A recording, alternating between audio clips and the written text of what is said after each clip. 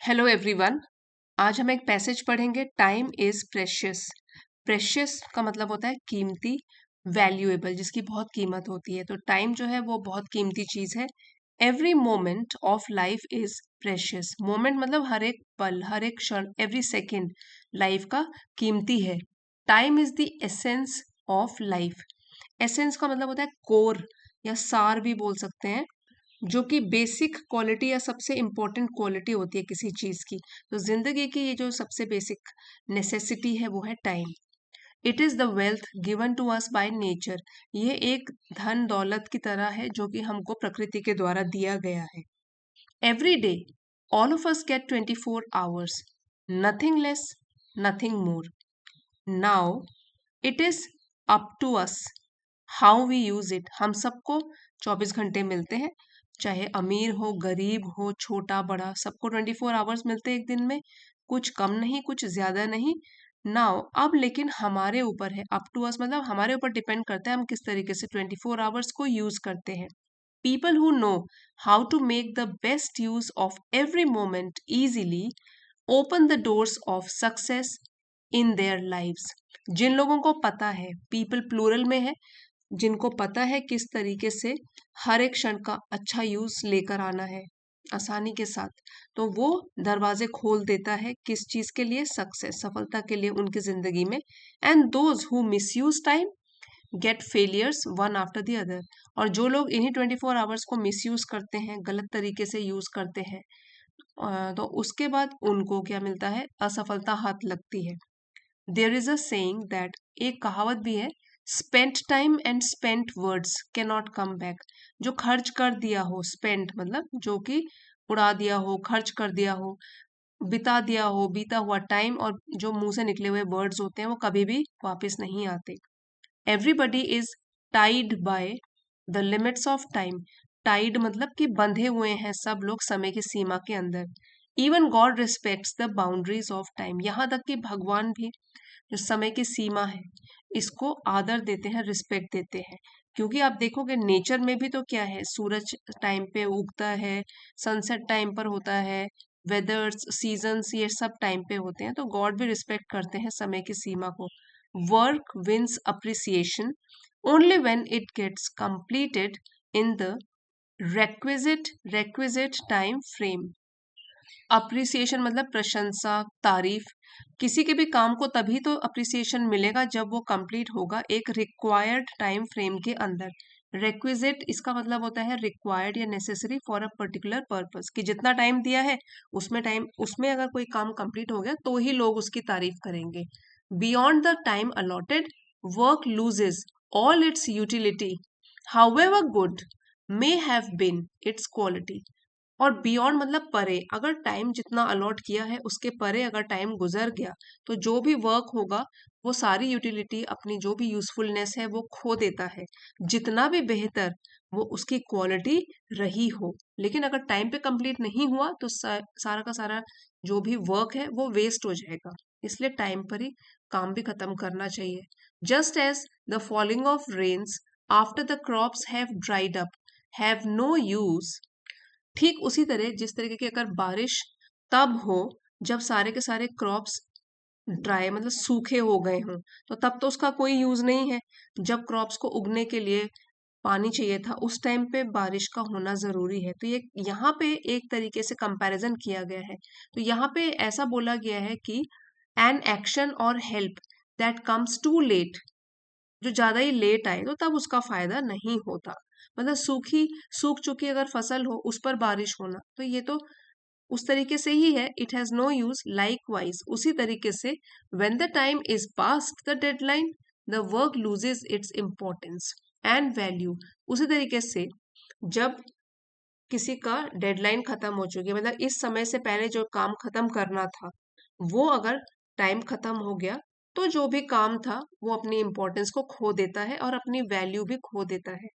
When the ion is hot, iron is hot यहाँ पे metaphor की तरह यूज किया गया था। मतलब हॉट आयरन का मतलब होता है कि अपॉर्चुनिटी जो कोई अवेलेबल है आपके लिए, जो भी आपका कोई काम है, जरूरी काम है, और कोई अवसर जो आपको मिला है, उसको बोलते हैं आयरन इट हॉट। मतलब आपके ही लिए बेहतर है ये वाला टाइम। जैसे कि जब आयरन हॉट होता है तो उसको मार मार के जो भी शेप है उसमें उसको ढाला जा सकता है।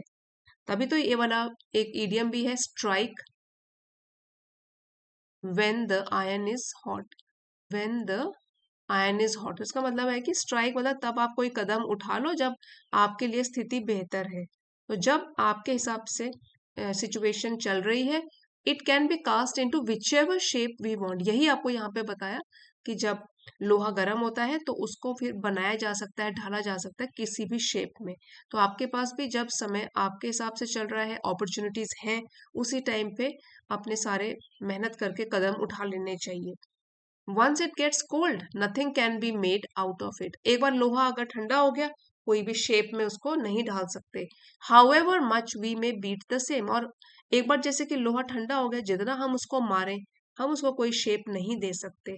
तो यही यहाँ पे मेटाफर की तरह बताया गया था कि जब अवसर है, टाइम है, उस समय पे सही कदम उठाओ। In the same way a person who has learned to wisely use his time and has understood how to cast himself according to the need of the time has actually learned the true Mantra of life. तो इसी तरीके से जो हमने भी example पढ़ा iron का, उसी हिसाब से एक व्यक्ति जिसने सीख लिया है समझदारी से अपने टाइम का यूज करना, और उसने अंडरस्टूड समझ भी लिया है किस तरीके से अपने आप को ढालना, कास्ट करना समय के रिक्वायरमेंट के हिसाब से, तो उसने असल में जिंदगी का जो असली मंत्र है उसको सीख लिया है। Shakespeare wrote in one of his place. अपने एक नाटक में शेक्सपियर जो कि राइटर थे, उन्होंने लिखा, I wasted time and now doth time waste me. Doth एक ओल्ड वर्ड है और इसका मतलब डज होता है, डज। तो उन्होंने ऐसे बोला है कि मैंने अपनी जिंदगी का बहुत सारा समय बेकार की चीजों में वेस्ट कर दिया, बर्बाद कर दिया, और अब वही समय मुझे बर्बाद कर रहा है। सो यहाँ पे अगर हम एक एग्जाम्पल लें कि अगर कोई स्टूडेंट कई साल पढ़ाई नहीं करता, समय पर पढ़ाई नहीं करता, समय को सीरियसली नहीं लेता, तो बाद में एग्जाम या करियर में उसको स्ट्रगल करना पड़ता है। तो यही इसका मीनिंग है। अगर टाइम को वेस्ट करोगे तो एक दिन उसका रिजल्ट हम सभी को सफर करना पड़ेगा। It is true that a person who wastes even a little bit of time loses wonderful opportunities that he could have otherwise availed of by utilizing that time। ये तो सच्ची बात है कि एक व्यक्ति जो कि अपना समय बर्बाद करता है, इवन अ लिटिल बिट, थोड़ा बहुत समय भी अगर बर्बाद करता है, तो वो वाला पर्सन लूजेस मतलब खो देता है वो बेहतरीन अवसर जो हो सकता है अगर उसने टाइम पर कदम उठाया होते तो वो उसके फेवर में होता। वो अवेल कर सकता था, फायदा उठा सकता था अगर वो टाइम यूटिलाइज करता। तभी यहाँ पे कुड हैव है, मतलब कि हो सकता था, अदरवाइज वो अवेल कर पाता, उसको मिल जाते ये सारे अवसर।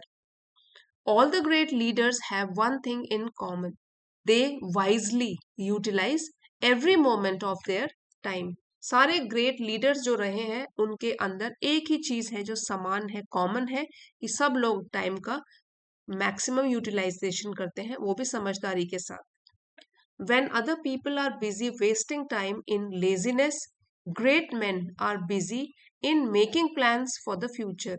यही डिफरेंस है सक्सेसफुल पीपल में और ऑर्डिनरी पीपल में। क्या है कि जब दूसरे लोग लेजी होकर, सुस्त होकर ऐसी टाइम वेस्ट कर रहे होते हैं, लेकिन जो सफल लोग होंगे वो हमेशा उस टाइम पे फ्यूचर को लेकर कुछ ना कुछ प्लानिंग कर रहे होंगे। There is no person in history who wasted his time and still managed to achieve greatness। इतिहास में आपको कोई एग्जाम्पल नहीं मिलेगा कि अगर कोई व्यक्ति महान बना है और उसने लाइफ में टाइम वेस्ट किया है। वो ऐसे ही महान नहीं बन गया, मेहनत करके बना है। Therefore there is a great need to manage time wisely. इसीलिए बहुत जरूरी है कि समझदारी के साथ हम टाइम को मैनेज करें। Careful time management refers to the careful planning of time and sincere execution of this plan। तो इसीलिए जो केयरफुल टाइम मैनेजमेंट है उसका मतलब होता है कि बहुत समझदारी के साथ ध्यान से टाइम की प्लानिंग करें और फिर उसी प्लानिंग को इम्प्लीमेंट भी करें, प्रॉपरली एग्जीक्यूट करें। This is the only mantra to attain success in any endeavour. किसी भी एंडेवर मतलब किसी भी प्रयास में मेहनत कर रहे हो अगर, तो आप सफलता हासिल कर सकते हो। तो एंडेवर का क्या मीनिंग बताया कि attempt to achieve the goal. किसी भी फील्ड में हो, चाहे प्रयास कर रहे हो, केवल और केवल जो एक मंत्र है सक्सेस पाने का वो है समय को ढंग से यूटिलाइज करना। A simple change in outlook and some modification in one's daily routine can result in a big jump forward towards greater achievements। बस एक छोटा सा चेंज लेकर आना है अपनी आउटलुक, अपने नजरिए में कैसे आप लाइफ को देखते हो, उसमें थोड़ा सा चेंज लेकर आना है। थोड़ी बहुत फिर चेंजेस करनी है, मॉडिफाई करना है चीजों को। तो मॉडिफिकेशन का मतलब हुआ थोड़े चेंजेस लेकर आना इन वंस डेली रूटीन। रोज की अपनी दिनचर्या में थोड़े बहुत चेंजेस लेकर आओ, टाइम वेस्ट मत करो। तो इसकी वजह से रिजल्ट कर सकता है, परिणाम हो सकते हैं इन अ बिग जंप फॉरवर्ड, मतलब कि एक लंबी छलांग जो आपको सफलता की ओर, बड़ी बड़ी सफलताओं की ओर ले जाएगी। थोड़ा बहुत प्लानिंग करनी है, आउटलुक चेंज करना है और डेली रूटीन में बदलाव लेकर आना है, टाइम वेस्ट नहीं करना है। तो कोई भी व्यक्ति किसी भी फील्ड में मेहनत कर रहा हो उसको सक्सेस जरूर मिलेगा। इसी लेसन का डिटेल्ड पीडीएफ वर्ड मीनिंग के साथ आपको चैनल की एलिट मेंबरशिप को ज्वाइन करके मिल जाएगा। आप चाहते हो लेवल 2 की मेंबरशिप है, इसको ज्वाइन कर सकते हो। रोज यहाँ पे पीडीएफ पोस्ट किए जाते हैं जिसमें कि डिटेल वर्ड मीनिंग्स भी होते हैं। आप अपने टाइम से इसको फिर पढ़ भी सकते हो, डाउनलोड कर सकते हो। आज का पैसेज आपके लिए अगर जरा भी हेल्पफुल रहा है तो लाइक शेयर और सब्सक्राइब जरूर कीजिएगा और कमेंट्स लिखकर बताइए जरूर कैसा लगा। Thank you for watching.